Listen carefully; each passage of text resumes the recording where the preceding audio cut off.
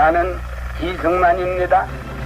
미국 와싱턴에서 해외에 관계한 우리 2,300만 동 보에게 말합니다.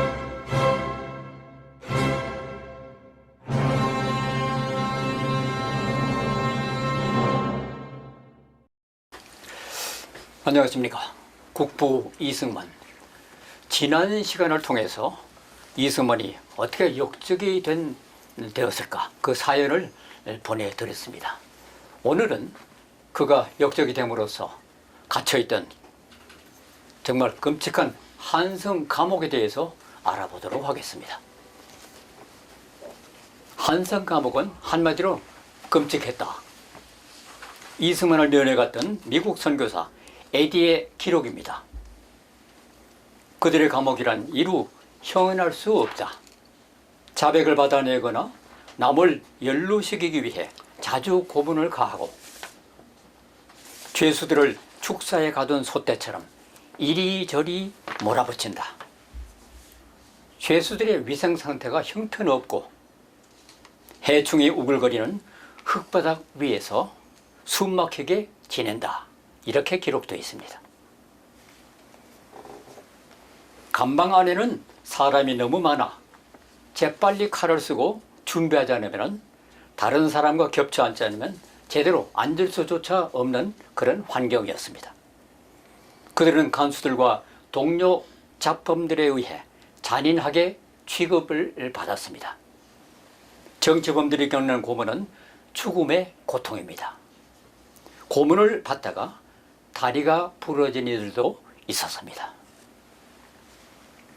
감옥의 급식 상태는 팥밥과 콩나물, 소금국이 전부인데 음식을 담은 그릇이 불결해서 보기만 해도 먹을 생각이 들지 않습니다. 옥리들이 자기들 배를 채우기 위해서 나쁜 쌀에다 팥을 섞어 밥을 짓기 때문에 돌이나 겨 껍질 그리고 다른 작물들이 너무 많아서 감옥에 오래 있으면 누구나 이가 상하고 위를 버리게 된다고 합니다. 그나마 하루 2끼 배식을 받습니다. 양도 적었습니다. 해충과 빈대의 공격이 여러 가지 고통 가운데 가장 어려운 것이었습니다. 2, 3일이 지나면 빈대가 빨아먹은 핏자국 때문에 옷이 뻘겋게 물들어 세탁을 해야만 했다고 할 정도입니다. 이승만의 목에는 무게 10kg의 칼이 씌워졌습니다. 손에도 움직일 수 없도록 수갑이 채워졌고요. 발에도 꼼짝 못하도록 족쇄가 물려졌습니다. 칼을 벗고 손발이 풀리는 시간은 하루 24시간 가운데 5분 정도였다고 합니다. 온몸은 고문으로 만신창이가 됐습니다. 중죄인들은 널빤지도 깔지 않은 흙바닥에 앉아야만 했습니다. 이승만은 감옥에서 성경을 찾았습니다. 성경을 구하는 과정도 쉽지 않았습니다. 옥중에서는 종교 서적은 아무것도 허용되지 않습니다. 그러나 이승만은 비밀 방법을 통해서 셔우드 에디 박사가 보낸 자그마한 신약 성서 한 권을 받아볼 수 있었습니다.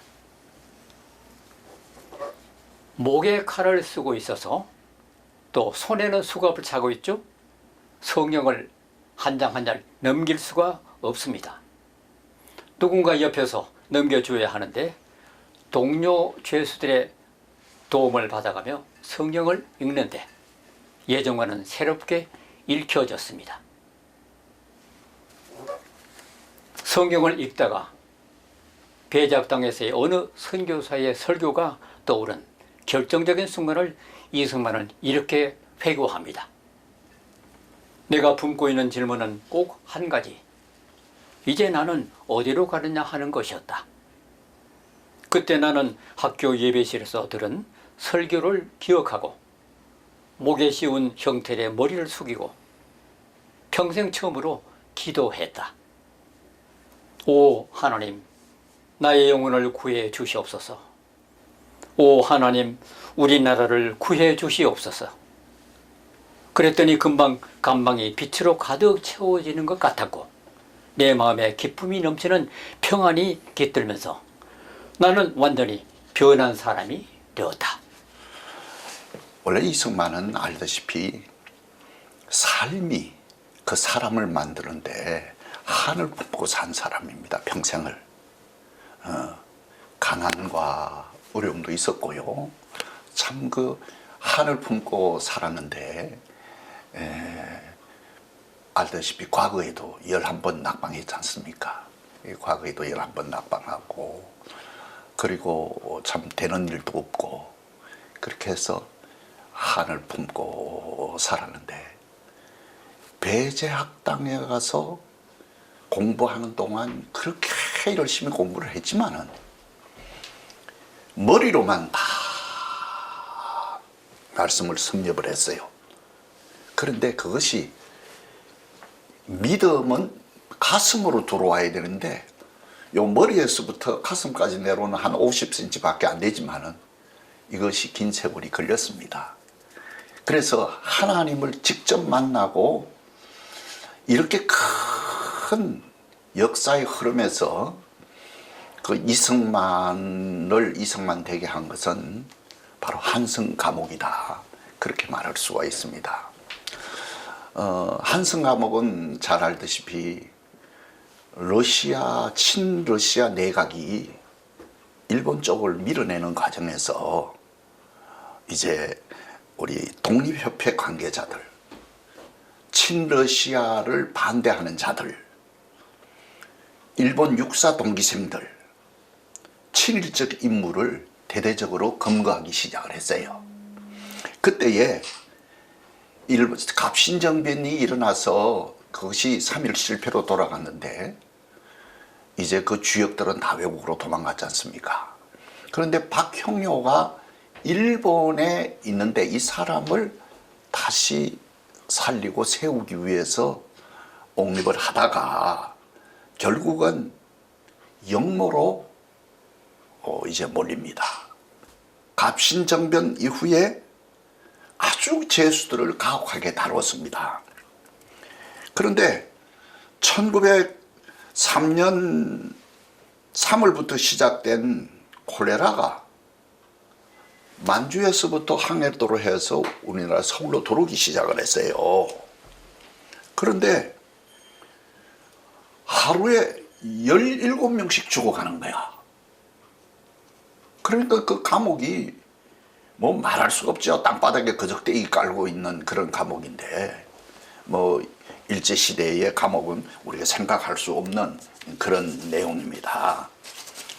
그런 내용인데 배제학당 후에 매일신문, 제국신문 주필로서 계몽활동을 했는데 거기에 대해서 고종황제가 이제 고종황제를 비판하는, 정부를 비판하는 그런 글을 서재필과 독립협회 이제 회원으로서 만민 공동회 운동하는 사람들이 선도적 역할을 했습니다.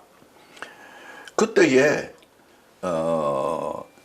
이승만이가 나가서 연설을 하게 되면은 그 당시 청중들이 한 1,000명 정도가 모였어요. 그러니까 선동하고 말 잘하고 그리고 신체적인 역량이 우리 보통 사람보다 컸습니다. 그리고 발길질 싸움도 잘하고. 그런데 그 당시에 이제 조폭들이, 요즘 말하면 조폭들이 누구냐 하면은 보부상들이죠. 예, 그 사람들이 조폭입니다. 그 사람들이 정부의 항상 앞잡이로 옛날 자유당 시대 때도 이 조폭들이 앞잡이 한 것처럼 그 사람들을 동원해 가지고 결국은 이승만을 그대로 두면 안 되겠다. 정부에서 정구품직을 해임을 하고 이제 24살에 정구품직이 올랐는데 사실 이승만을 해유하기 위해서 고종이 준 자리거든요. 그 자리에서 해임하고 그리고 이승만을 잡아들이게 되는 거죠. 제목은 뭐냐? 고종 황제 폐위에 가담되었다. 그 다음에 이제 명성황후에 대해서 비화했다. 그리고 일본 사주받은 갑신정병의 주모자인 박영효를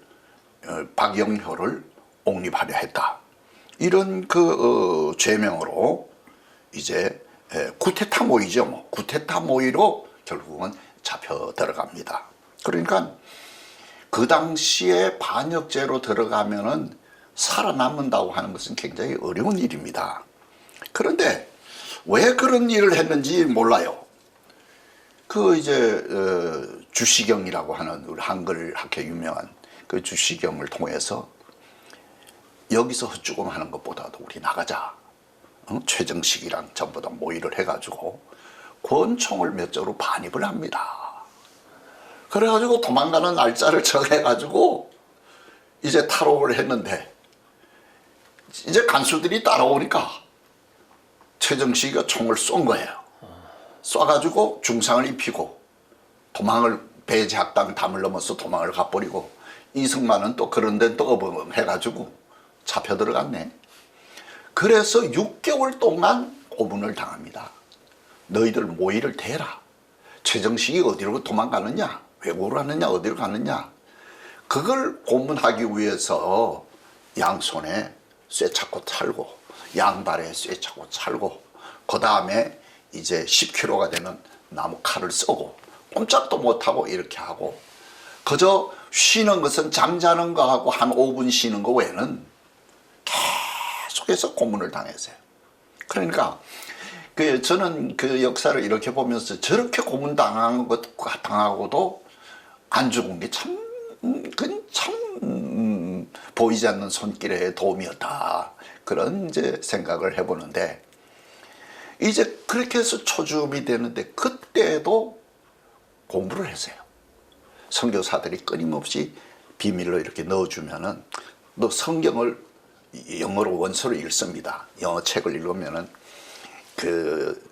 사람들이 목도 못 움직이니까 간수가 안 볼 때는 이렇게 해주면 옆으로 이렇게 읽고 그 다음에 요강에다 촛불을 켜놓고 그래가지고 그 불로 공부를 하기 시작을 합니다.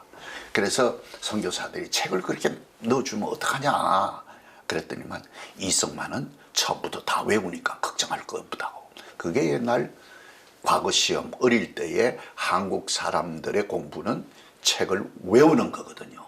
그 기술이 발달돼서 책을 통째로 외우기 시작합니다. 그런데 이제 6개월 만에 최정식이가 잡혀서요. 그래서 재판을 받는데 최정식이는 총에 탄환이 발사가 됐고 최정식이가 쐈고 이승만은 탄환이 그대로 있단 말이야. 그래서 최정식은 그 자리에서 바로 이제 적결 처분을 합니다. 그리고는 이제 우리 이승만은 무기징역으로 되는 거죠. 인생이 일생을 가는 길 속에 자기를 본다고 하는 것이 참 힘든 일인데 희극을 통해서는 자기를 볼 수가 없거든요. 반드시 비극 속에 자기를 보는 건데 그 말할 수 없는 고통 속에서 그는 하나님을 만납니다. 내가 하나님을 찾아가는 게 아니라 하나님이 찾아오셨어요. 아니 배제학당에서 매주 예배드리고 채플에서 예배드리고 성경 공부해도 그는 절대로 받아들이지 않았어요. 제국주의의 앞잡이로 생각을 했고 각 외국도 다 그렇습니다. 중국도 그렇고 선교사는 제국주의의 앞잡이다. 또 그런 일을 한 사람도 있대요. 나는 몰라요.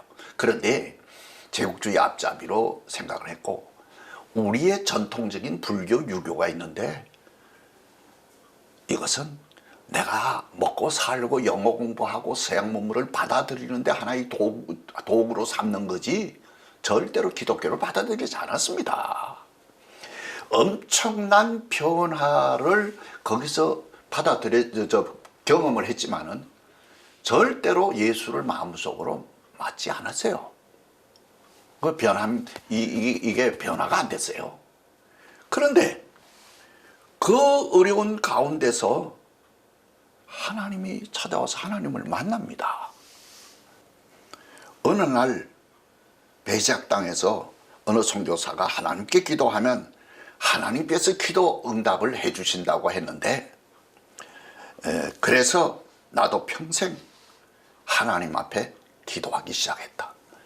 그때에 갑자기 하늘에서 강한 빛으로 확 나타나면서 하나님의 음성을 듣습니다.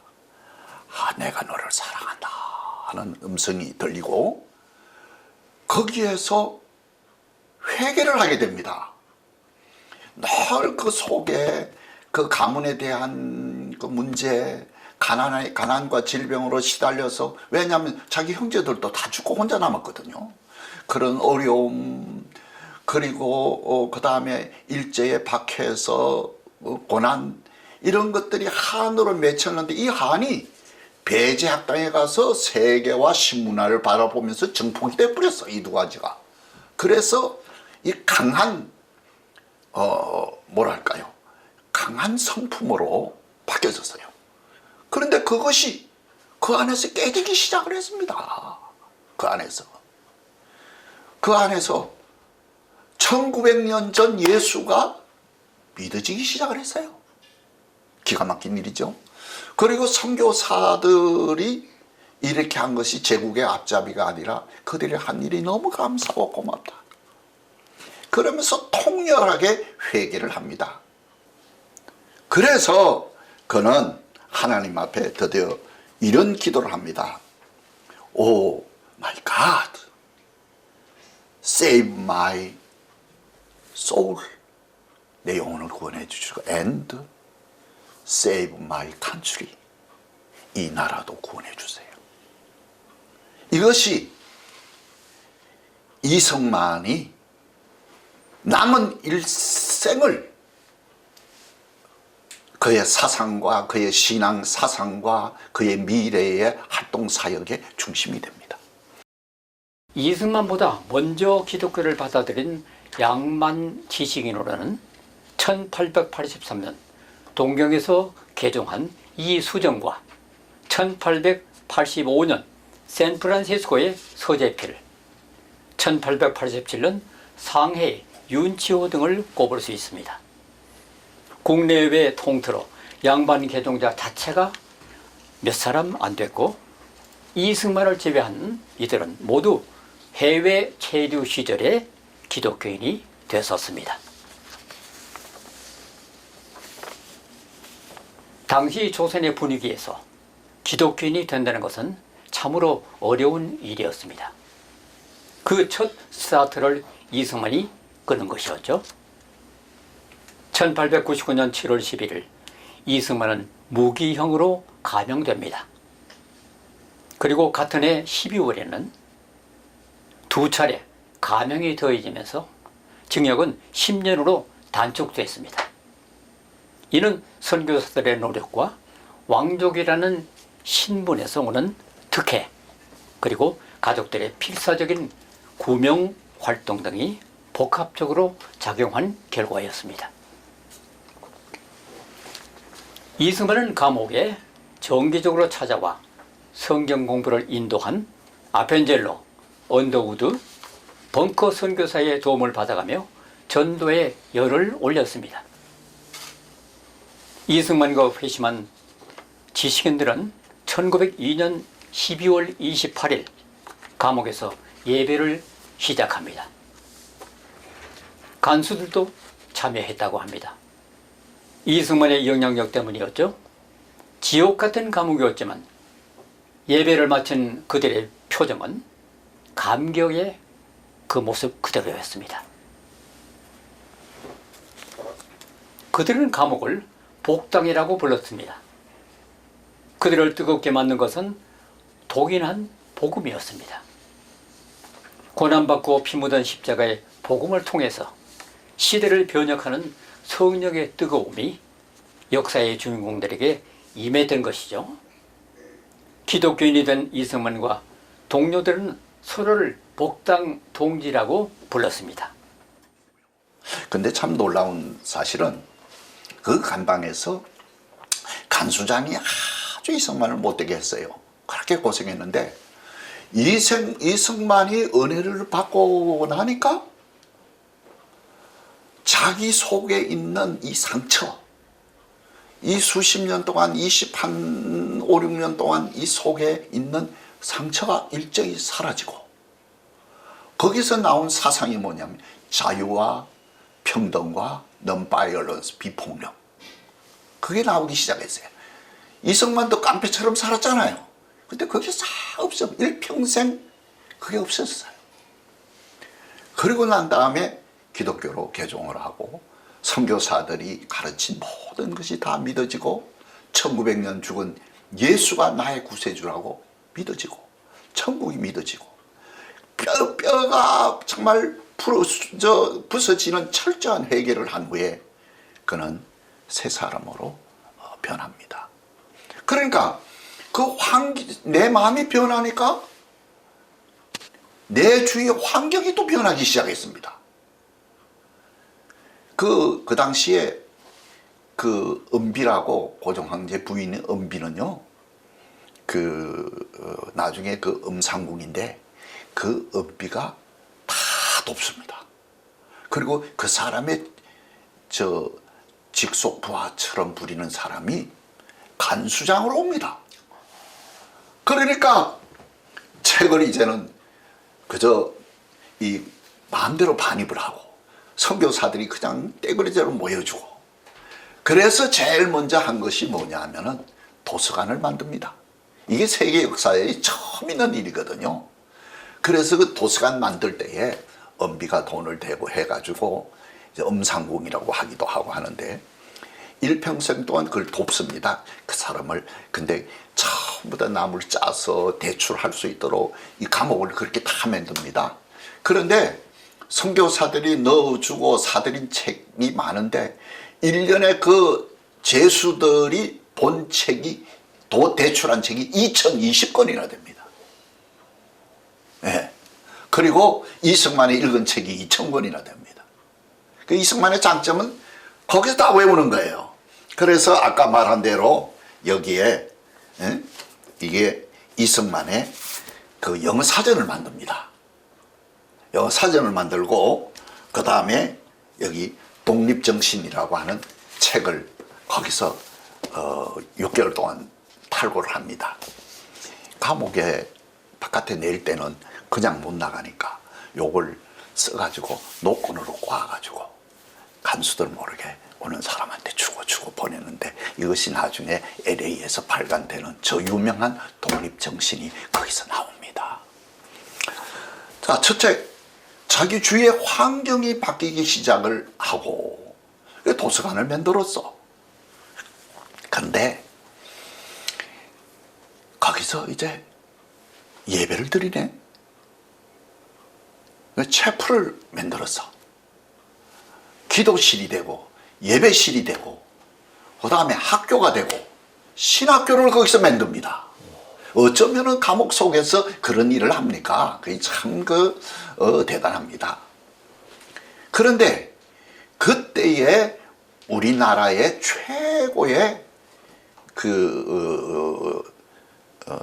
독립운동가고 사상가라고 할 수 있는 사람들 다 감옥으로 들어옵니다. 이상재 선생을 비롯해서 전부 다 40명을 예수를 믿게 합니다.